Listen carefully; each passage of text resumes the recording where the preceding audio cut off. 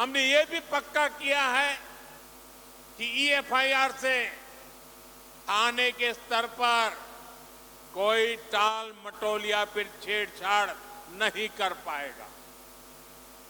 इससे तेजी से जांच करने और दोषियों को कड़ी सजा मिलने में भी मदद मिलेगी। साथियों, नए कानूनों में नाबालिगों से हुए यौन अपराधों पर फांसी और उम्र कैद की सजा का प्रावधान किया गया है। बेटियों के साथ शादी के नाम पर भी धोखे के कई मामले आते रहे। पहले इसके लिए कोई स्पष्ट कानून नहीं था। अब भारतीय न्याय संहिता में शादी के झूठे वादों और छल को भी साफ साफ परिभाषित किया गया है।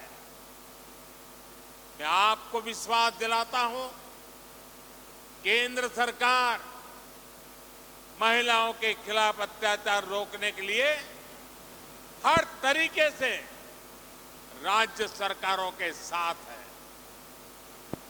हमें भारत के समाज से इस पाप की मानसिकता को मिटाकर ही रुकना होगा।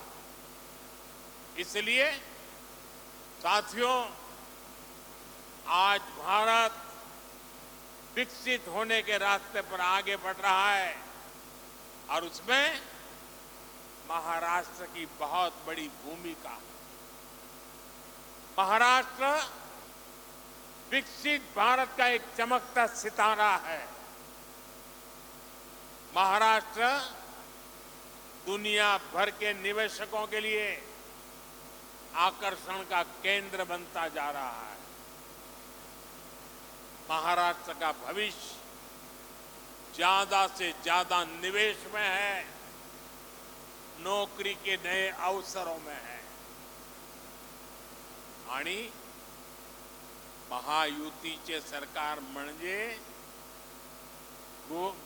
गुंतवणूक आणि नौकरीची गारंटी आहे। महाराष्ट्र को आने वाले कई वर्षों तक महायुति की स्थिर सरकार की जरूरत है।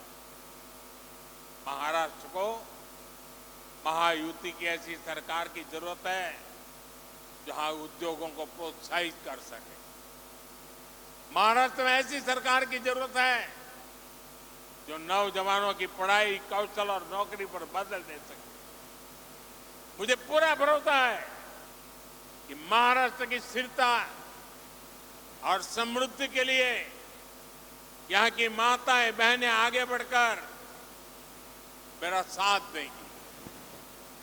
मुझे आप बहनों पर पूरा भरोसा है। एक बार फिर महाराष्ट्र की युति सरकार के कामों को भारत सरकार की तरफ से हर प्रकार की मदद का आश्वासन देते हुए आप सबको बहुत बहुत शुभकामनाएं देता हूं। मेरे साथ बोलिए, भारत माता की। दोनों हाथ ऊपर करके मुट्ठी बंद करके पूरी ताकत से बोलिए, भारत माता की, भारत माता की, भारत माता की, भारत माता की, भारत माता की। बहुत बहुत धन्यवाद।